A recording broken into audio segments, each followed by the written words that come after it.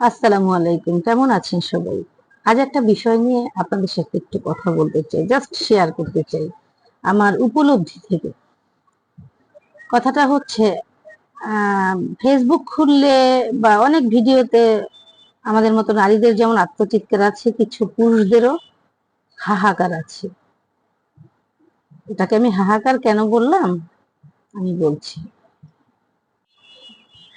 এই হাহাকার বলার প্রথম কারণ হচ্ছে, একজন পুরুষ সবসময় চিন্তা করে বা বলে টাকা থাকলে সব জায়গায় সম্মান পাওয়া যায়, ঘরের স্ত্রী টাকা ছাড়া কিচ্ছু বোঝে না, পরিবারের আপনজন টাকা ছাড়া কিচ্ছু চেনে না। কথাটা যে একেবারে অযৌক্তিক সেটা আমি বলবো না, কিন্তু যাদের মধ্যে এই চিন্তা চেতনা আমি তাদেরকে বলছি কথাগুলো হলো, ভাই আপনি যখন পয়সা ইনকাম করেন একজন পুরুষ হিসাবে আপনাকে কেন এক ধাপ আগে আল্লাহ তাআলা রেখেছেন? কারণ আপনি বাইরে রোজগার করবেন, আপনার রোজগার দিয়ে আপনার উপর কিছু দায়িত্ব দেওয়া হয়েছে, সেই দায়িত্বগুলো আপনাকে পালন করতে হবে। যেখানে আল্লাহ তাআলা নিজে নির্দেশ দিয়েছেন বা বলেছেন একজন পুরুষের দায়িত্ব কর্তব্যের ব্যাপারে তার সীমানা রেখা কতটুকু, সেই জায়গাটায় আপনার মধ্যে এই আফসোসটা কে ঢুকিয়েছে? সম্মানের জায়গাটা কত গুণ আছে আপনার।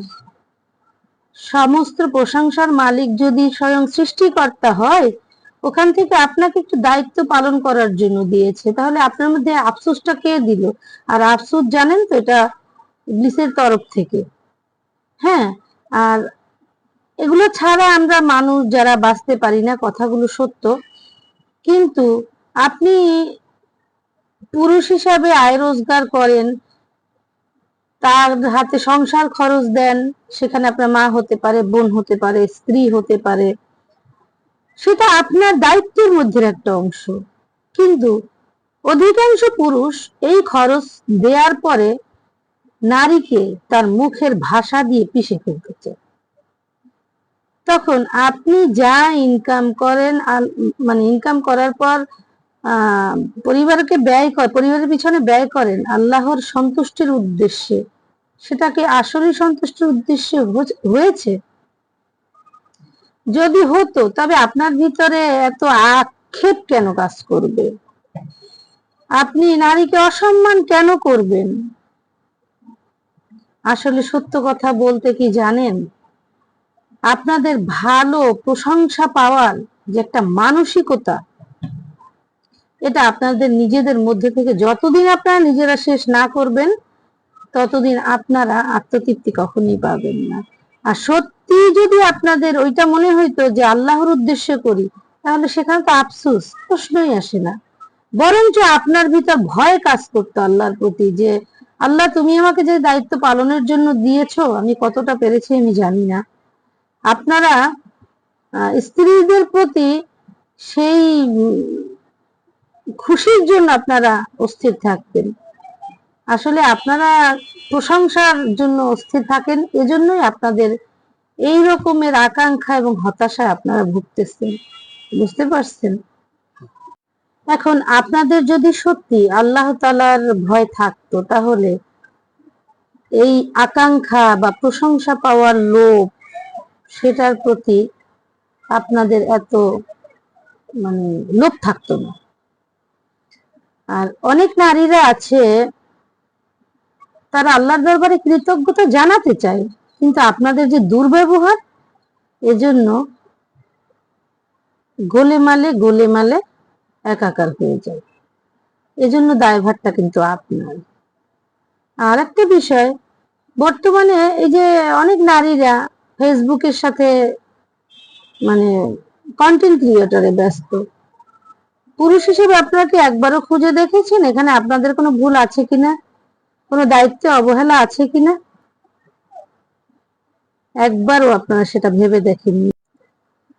আল্লাহর রাসূল যখন দুনিয়ার বুকে ছিলেন, সাহাবারা স্ত্রীদের সাথে মশকরা করতেও ভয় পেতেন। কারণ কি জানেন? অনেক কারণ আছে, কিন্তু আপনারা যারা প্রশংসা পাওয়ার জন্য অস্থির, আপনারা ভুলে গেছেন স্ত্রীর আল্লাহর আমানত। আপনারা ভিতরে ভিতরে অনেক চালাকি, অনেক কৌশল, চার দেয়ালের মধ্যে স্ত্রীদেরকে যেই পরিমাণ আপনারা মর্মাহত করেন ব্যবহার দিয়ে, দেখেন সারা পৃথিবীর মানুষ আপনাকে ভালো বলবে। যদি আপনার এই ভালো বলার সার্টিফিকেটে কাজ হয় তাহলে নিয়ে নেন সেটা। তাহলে এই জায়গাটা আপনি স্লিপ করলেন। সেটা হচ্ছে আল্লাহ রসুল বলছে স্ত্রীদের ওই পুরুষ উত্তম যে স্ত্রীর কাছে উত্তম, যে তার স্ত্রীর কাছে উত্তম। তাহলে আপনি ধরাকে সরাক জ্ঞান করছেন, ওখানে আপনি প্রশংসার দাবিদার, অথচ একজন স্ত্রীকে আপনি পর্দার আড়ালে চার দেয়ালের আড়ালে আপনি আপনার পরিবার কিভাবে তাকে মানে অসম্মান অপমান করছে সেদিকে কিন্তু আপনার নজর নাই। হ্যাঁ, আপনি বলবো না শুধু পুরুষরা নারীদেরকে করে, অনেক নারীরা আছে অনেক ভালো পুরুষদের লাইফ শেষ করে ফেলে। তখন বিশ্বাস আর অবিশ্বাসের মাঝে একটা লড়াই হয়। একজন ভালো পুরুষ কখনোই বিশ্বাস করবে না যে ওই নারী কারণ এরকম হয়েছে, কারণ সে মানাই নিতে পারে। আর যে ভোগে যে কোনো বিষয়ে সে ওই জিনিসটা বিশ্বাস করে। কারণ আপনি আপনাকে আমি যতই বলবো, আপনার হৃদয় না থাকলে আপনি কখনোই সেটার হিসাব মিলাতে পারবেন না। তাই বলি কি ভাই, আল্লাহর ভয়ে করুন।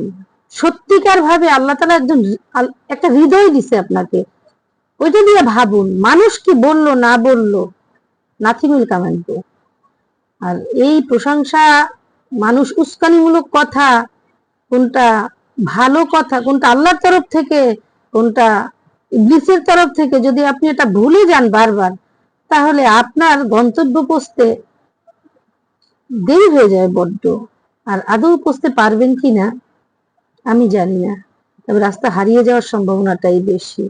সুতরাং অন্যের প্রশংসার জন্য না, আল্লাহ তাআলার ভয়ে, আল্লাহ তাআলার সন্তুষ্টির জন্য যা করার করেন। দেখবেন আপনার নিজের ভিতরে কোনো যন্ত্রণা থাকবে না, আপনি থাকবেন মুক্ত, ঠিক মুক্ত বিহঙ্গের মতো উঠতে পারবেন। ধন্যবাদ।